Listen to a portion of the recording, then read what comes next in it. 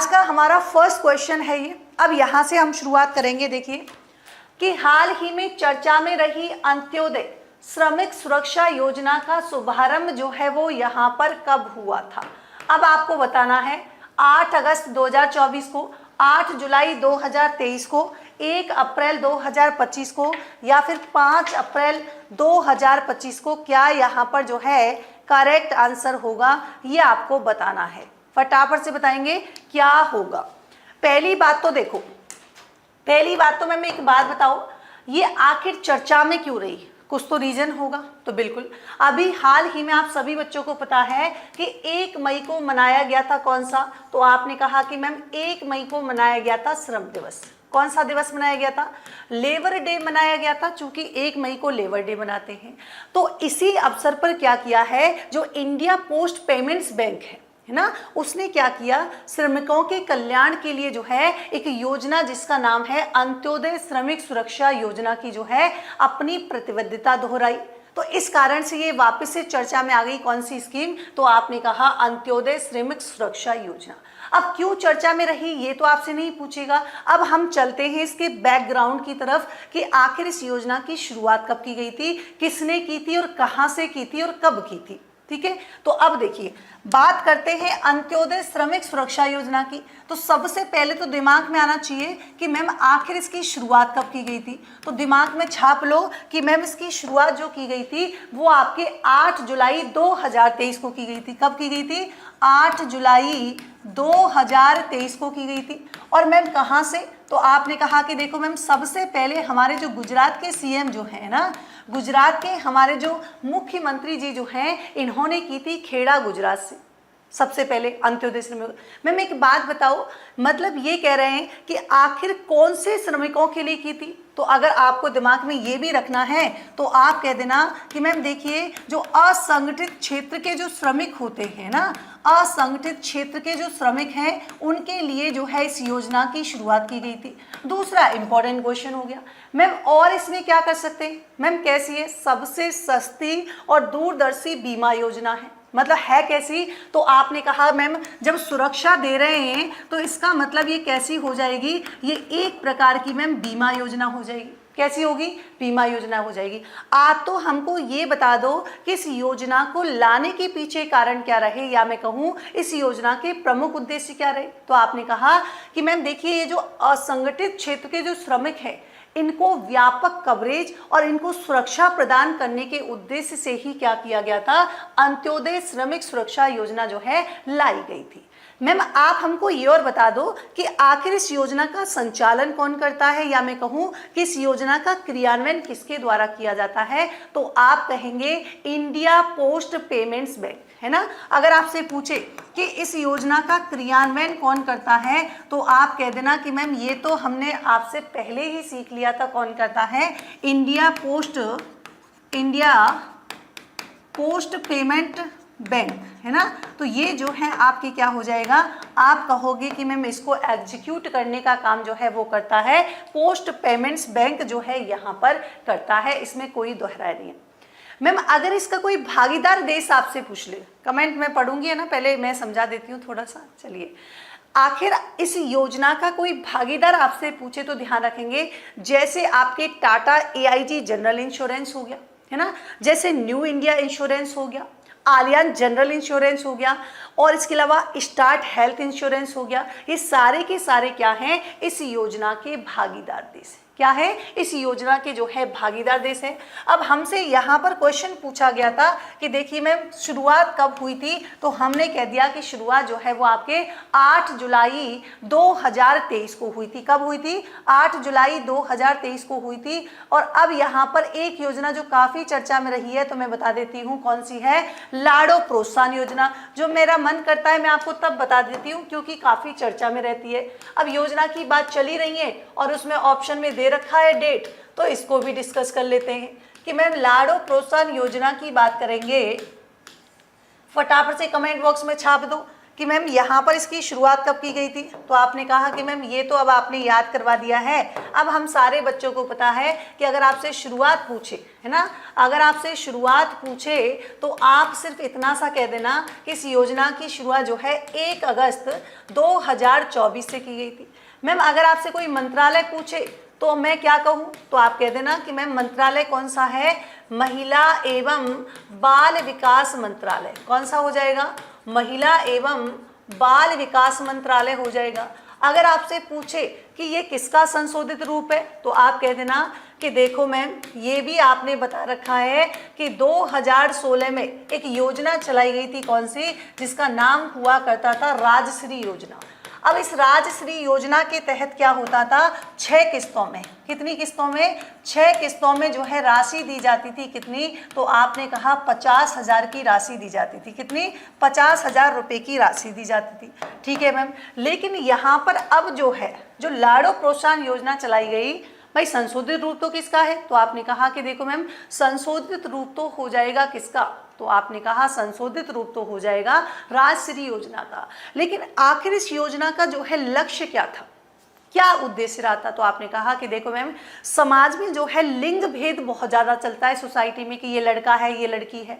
तो यहाँ पर सबसे पहले सोसाइटी में क्या करने के लिए, लैंगिक भेदभाव को दूर करने के लिए क्या किया गया था, इस योजना की जो है यहाँ पर शुरुआत की गई थी। किसके लिए, लैंगिक भेदभाव को दूर करने के लिए सोसाइटी में। और क्या किया गया, तो इस योजना को कम से कम मैंने आपको 10 बार रटा दिया होगा, अब तो आपको याद हो गई होगी कि मैम 6 किस्तों में पहले थी। अब यहाँ पर अगर आपसे उद्देश्य पूछे तो समाज में क्या करना, समाज में लिंग भेदता को, है ना, सोसाइटी जो है, सोसाइटी में क्या करना, लिंग भेद को समाप्त करना। तो मेन चीज तो यही हो गई, है ना। जब जब स्कीम आती है तो इसको मैं वैसे ही आपको पढ़ाती हूँ तो याद हो गया होगा। मैम एक बात बताओ, उद्देश्य के अलावा इसके प्रोविजन की बात करेंगे। इसी के साथ देखो, अब मान लीजिए सोसाइटी में क्या होगा, अगर जेंडर डिस्क्रिमिनेशन जो है दूर हो जाएगा, तो इसके साथ ही हम क्या बोलेंगे कि देखिए इन बच्चों को हम क्या कर सकते हैं, एजुकेशन के लिए, मतलब साथ ही साथ हम क्या कर रहे हैं बच्चों, कि इनको हम क्या करेंगे, इनकी शिक्षा को लेकर, इनके स्वास्थ्य को लेकर जो है हम यहाँ पर सुधार लाने का प्रयास कर रहे हैं। और यहाँ पर मातृ और शिशु मृत्यु दर जो है वो भी कम होगी। और इसी के साथ ही जो बाल विवाह जैसी कुप्रथा चली आ रही हैं उनको भी दूर करने का जो है मौका मिलेगा। इसीलिए इस योजना को जो है शुरुआत किया गया था। मैम हमको एक बात बताइए, अगर आपसे कोई पूछे कि इस योजना के तहत जो है प्रावधान क्या क्या है, तो आपने कहा कि देखो मैम अब तक तो यहाँ पर 1 लाख रुपए की राशि दी जाती थी, लेकिन अभी जो बजट आया था इस बजट में क्या कर दिया गया, 1.5 लाख रुपए की राशि, मतलब 1 लाख से बढ़ाकर जो है कितनी, 1.5 लाख रुपए राशि। और आप जैसे इतने महान बच्चे हैं कि थोड़ा सा आपको कोई कंफ्यूज करेगा, हो जाओगे कि मैम कैसे हो जाओगे। उसने पूछा क्वेश्चन में कि हाल ही में बजट में कितनी राशि की बढ़ोतरी की गई है, और ऑप्शन में दे रखे थे 1 लाख रुपए, 50,000 रुपए, 1.5 लाख रुपए, और हम जैसे महान बच्चों ने लगाया 1.5 लाख रुपए। अरे पहले 1 लाख थी, 1.5 लाख हुई है, तो 50,000 की राशि बढ़ोतरी हुई है ना। तो ये छोटी छोटी चीज़ों का भी आपको ध्यान रखना है। मैम आखिर ये जो बदलाव किया गया है 1 लाख रुपए से 1.5 लाख रुपए का, ये कब से प्रभावी होगा? क्या पहले वाले पैसे भी दे देंगे? नहीं नहीं नहीं, इतने बेवकूफ़ थोड़ी है पहले वाले पैसे देंगे। इन्होंने कहा कि देखिए जिस दिन हम आपका मूर्ख दिवस मनाते हैं ना, तो 1 अप्रैल, ध्यान रखेंगे, ये स्कीम जो है 1 अप्रैल 2025 से प्रभावी होगी, जो 1.5 लाख रुपए की राशि दी जा रही है।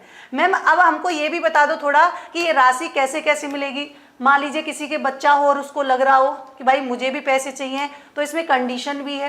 क्या कंडीशन है, कि बच्चा जो है वो 1 अगस्त 2024 के बाद पैदा हुआ है, उसी को यहाँ पर इससे लाभान्वित किया जाएगा। मैम आप तो हमको ये बताओ, मैं आपको एक छोटी सी चीज बताती हूँ, शायद मुझे नहीं पता आप सभी बच्चों को पता भी होगी कि नहीं। इसमें टोटल 7 किस्तें दी जाएंगी। देखिए बड़ा ही आपको जानकर आश्चर्य होगा कि 7 किस्तों में से जो है 6 किस्तें जो है वो तो बच्ची के अभिभावकों को, मतलब जो उसके गार्जियन होंगे, ये तो उनके अभिभावकों को मिलेंगी, और साथ ही जो लास्ट की किस्त होगी 7वीं किस्त है ना, और एक जो लास्टवीं किस्त होगी वो किसको मिलेगी बच्चों, तो वो जो है लड़की के डायरेक्ट बैंक में ट्रांसफर हो जाएगी। तो अगर आपको कंफ्यूज करना हो तो एग्जामिनर ऐसे भी कंफ्यूज कर सकता है कि इसकी 6 किस्त तो अभिभावक के खाते में, जबकि अंतिम जो किस्त होगी वो किस में जाएगी, तो 7वीं किस्त जो है बालिका के बैंक खाते में सीधे ट्रांसफर की जाएगी। मैम आप तो ये भी बता दो जन्म के समय कितने पैसे मिलेंगे ताकि पता रहे। तो देखो, मान लीजिए छोटी बच्ची ने जन्म लिया, बोलो मेरे साथ कितने रुपए मिलेंगे। मैम 5000 रुपए दे देंगे। जैसे ही जन्म लिया 5000 रुपए की खुशियां सगुन आपको मिल जाएगा। मैम एक बात बताओ, मान लीजिए 1 वर्ष की बच्ची हो गई, भाई अब कहाँ जाना है, टीका लगवाने। मैम पैसे दे दो, सरकार से बोला, लो, तो सरकार ने कहा लो फिर 5000 रुपये ले लो। ठीक है, ले लिए। अब क्या हुआ, जब यहाँ पर जो है भाई उसको एडमिशन लेना है, छोटी बच्ची है ना, तो कक्षा 1 में प्रवेश लिया, घर वालों को सरकार बोलेगी लो 10,000 रुपये, है ना। तो ध्यान रखेंगे यहाँ पर पहली कक्षा में प्रवेश लेने पर, फर्स्ट कक्षा में प्रवेश लेने पर जो है कितने रुपए दे दिए जाएंगे, 10,000 रुपये दे दिए जाएंगे। मेरे साथ ही याद कर लोगे, ठीक है। अब मान लीजिए वो छठी कक्षा में आई, छठी कक्षा में कितने पैसे दोगे, पहले 10,000 दिए थे, अब कहा चूंकि थोड़ी तुम बड़ी हो गई हो तो अब हम तुम्हें 15,000 दे देंगे। ठीक है, तो छठी कक्षा में जो है कितने हजार रुपए की राशि, 15,000 रुपए की राशि दी जाएगी। मैम 15,000 तो दे दिए। अब मान लीजिए मैं 10th क्लास में आई, तो जैसे ही आपकी बच्ची 10th क्लास में आएगी तो 10th क्लास में क्या कर देंगे, 10th क्लास में इसको बढ़ा देंगे। भाई जैसे जैसे बड़ी होगी पैसा भी बढ़ता जाएगा। तो 10th क्लास में इसकी राशि बढ़ा देंगे कितनी, 20,000 रुपये। कितनी बढ़ा देंगे, 10th क्लास में 20,000 बढ़ा दी। अब भाई 12वीं में आ गई तो थोड़े और पैसे बढ़ाओ, बिल्कुल बढ़ा देंगे। 12वीं कक्षा में जैसे ही बच्ची ने प्रवेश लिया तो यहाँ पर आपको राशि दे जाएगी कितनी, 25,000 रुपये की। कितनी किस्त हो गई, 1 2 3 4 5 6। ठीक है, अब यहाँ पर बच्ची बड़ी हो चुकी है और यहाँ पर स्नातक करने वाली है और 21 वर्ष की हो चुकी है। तो अब कहेंगे कि देखिए अब आप समझदार बच्ची हो, हम आपको 70,000 रुपये दे देते हैं, आपको जो करना है वो करिए। हालांकि एजुकेशन के लिए मिलता है। तो यहाँ पर टोटल जो है लास्ट स्नातक की फीस जो है वो कितनी दी जाती है, 21 वर्ष की होने पर जो है 70,000 रुपये उसके क्या किए जाते हैं, ट्रांसफर जो है किए जाते हैं, जैसे ही 21 वर्ष की आयु प्राप्त कर लेगी। अब आपको एक स्कीम और बता देती हूँ जहां से एग्जामिनर क्वेश्चन पूछता है, और चूंकि इसमें डेट लिखी हुई थी, एक डेट आपको दिखाई दे रही होगी 5 अप्रैल। एक स्कीम और है जो 5 अप्रैल को ही शुरुआत हुई थी। चलिए कौन सी है, देखिए एक स्कीम और है जहां पर इसकी शुरुआत हुई थी 5 अप्रैल को। नाम बताइए कौन सी स्कीम है जो 5 अप्रैल को शुरुआत की गई थी, फटाफट से कमेंट बॉक्स में बता दो। 5 अप्रैल 2025 से कौन सी योजना शुरू की गई है, सरस लाडो मायरा योजना। कौन सी है, सरस लाडो मायरा योजना। फटाफट से कमेंट बॉक्स में छाप दो कौन सी है, सरस लाडो मायरो योजना। अब कौन सी थी, तो आपने कहा मैम अभी तो आपने लाडो प्रोत्साहन योजना पढ़ाई थी और अब ये कौन सी आ गई, सरस लाडो मायरो योजना। मैम ये क्या है, फटाफट से बताओ क्या उद्देश्य है इस योजना को लाने का। लेकिन सबसे पहले तो यही बात कि मैम आखिर शुरुआत कब की गई थी, तो देखो शुरुआत की गई थी बच्चों, मेरे साथ ही याद करेंगे, 5 अप्रैल 2025 को। कब की गई थी, 5 अप्रैल 2025 को शुरुआत हुई थी। ठीक है मैम एक बात बताओ, नाम से समझ रहे हो, लाडो मायरो सरस, सरस का दिमाग में आते ही सरस का दूध पीते हो ना, बिल्कुल। तो लॉन्च करता कौन है, तो आपने कहा जयपुर डेयरी, मतलब जयपुर जिला दुग्ध उत्पादक संघ लिमिटेड के द्वारा जो है इसकी शुरुआत की गई। तो अब कहेंगे कि मैम देखिए यहाँ पर इसका लॉन्च किसने किया है, तो सरस के नाम से याद रखना कौन हो जाएगा, जयपुर दुग्ध उत्पादक संघ, है ना, जयपुर दुग्ध उत्पादक संघ जो है इसने क्या किया है, इसकी शुरुआत की है। अब सरस से तो नाम से समझ में आता है ना कि सरस की बात चल रही है। मैम एक बात बताओ, यहाँ पर लेकिन लाडू लिखा हुआ है, फिर एक जगह सरस लिखा हुआ है, कुछ तो कंफ्यूजन है। कुछ कंफ्यूजन नहीं है। जयपुर डेयरी ये कह रही है कि देखिए जो दुग्ध उत्पादक हैं, जो दूध बेचते हैं, उनकी बेटियों के विवाह में हम क्या करेंगे, 21,000 रुपये के रूप में, भात समझते हो, भात जो मायरा होता है, तो 21,000 रुपये जो है हम मायरा के रूप में दे देंगे। देखिए क्या कह रहे हैं, उद्देश्य क्या है, मतलब यहाँ पर प्रावधान क्या किया गया है बच्चों, इन्होंने कहा कि देखिए जो दूध बेचने वाले लोग हैं, है ना, जो दूध बेचने वाले लोग हैं, मतलब दुग्ध उत्पादक की बेटी के विवाह में, दुग्ध उत्पादक के बेटी के विवाह में 21,000 रुपये की राशि, कितनी, ध्यान रखना क्वेश्चन आ सकता है, 21,000 रुपये की राशि जो है वो मायरा के रूप में, और मायरा बोले तो भात के रूप में, है ना, कोई पूर्वी राजस्थान का होगा वो भात समझता होगा, राशि मायरा के रूप में, और जो पश्चिमी राजस्थान का होगा वो मायरा समझता होगा, मायरा के रूप में दी जाएगी, है ना। मैम 21,000 रुपये देंगे, हाँ 21,000 रुपये तो देंगे, लेकिन इन्होंने कहा चूंकि अभी क्या हुआ है, अभी 50 वर्ष पूरे हुए हैं, क्या हुआ है, अभी जो है स्थापना के इसके 50 वर्ष पूरे हुए थे, जयपुर दूध की बात कर रहे हैं, तो इसी के उपलक्ष्य में जयपुर डेयरी वालों ने खुश होकर क्या कर दिया, इस योजना को किसानों को समर्पित कर दिया। मैम आप तो बस ये बता दो कि इस योजना का उद्देश्य क्या था, मतलब ऐसा क्या हुआ कि इनका मेन ऑब्जेक्टिव जो है दूध वाले की बेटियों को पैसा देने की जरूरत पड़ गई, और कौन सा 21,000 से कुछ हो जाएगा। तो इन्होंने कहा कि देखिए जेंडर को लेकर बहुत ज़्यादा डिस्क्रिमिनेशन हो रहा है, मतलब लिंग भेदभाव होता है, बिल्कुल, बेटी का जन्म होता है तो लोग मुंह बना लेते हैं, बिल्कुल, बाल विवाह कर देते हैं। तो इन्होंने कहा कि देखिए आपको टेंशन क्यों लेनी है, 21,000 रुपये हम दे रहे हैं ना, तो इसी वजह से ध्यान रखेंगे यहाँ पर इसका उद्देश्य क्या हो जाएगा, एक तो लिंगानुपात को सुधार करना, क्या करना, लिंगानुपात में सुधार करना, और साथ ही कह रहे हैं कि भैया आपके घर में जब बच्ची हो ना तो खुशियां मनाओ, तो बच्ची के जन्म को क्या करना, प्रोत्साहित करना, बच्ची के जन्म को प्रोत्साहित करना जो है क्या हो जाएगा, तो आपने कहा इसका प्राथमिक उद्देश्य हो जाएगा।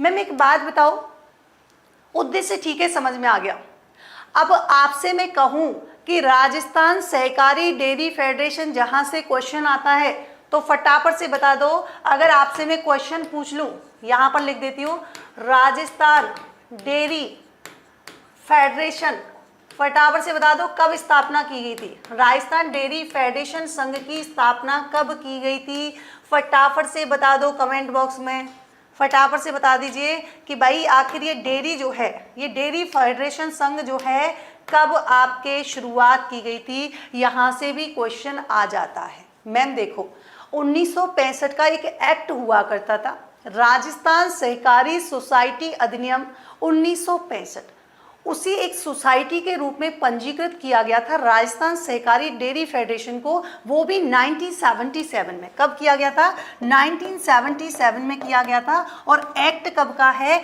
तो एक्ट अगर आपसे पूछ ले तो बच्चों एक्ट हो जाएगा 1965 का। बस मैम आप उद्देश्य और बता दो, फिर नेक्स्ट क्वेश्चन चलना, ठीक है। चलो उद्देश्य आपसे पूछा राजस्थान डेयरी फेडरेशन संघ का, इन्होंने कहा कि राजस्थान में जो डेयरी विकास कार्यक्रम होते हैं उनको अच्छे से एग्जीक्यूट करने के लिए, उनका क्रियान्वयन करने के लिए ही क्या किया गया था, राजस्थान डेयरी फेडरेशन संघ की जो है स्थापना की गई थी।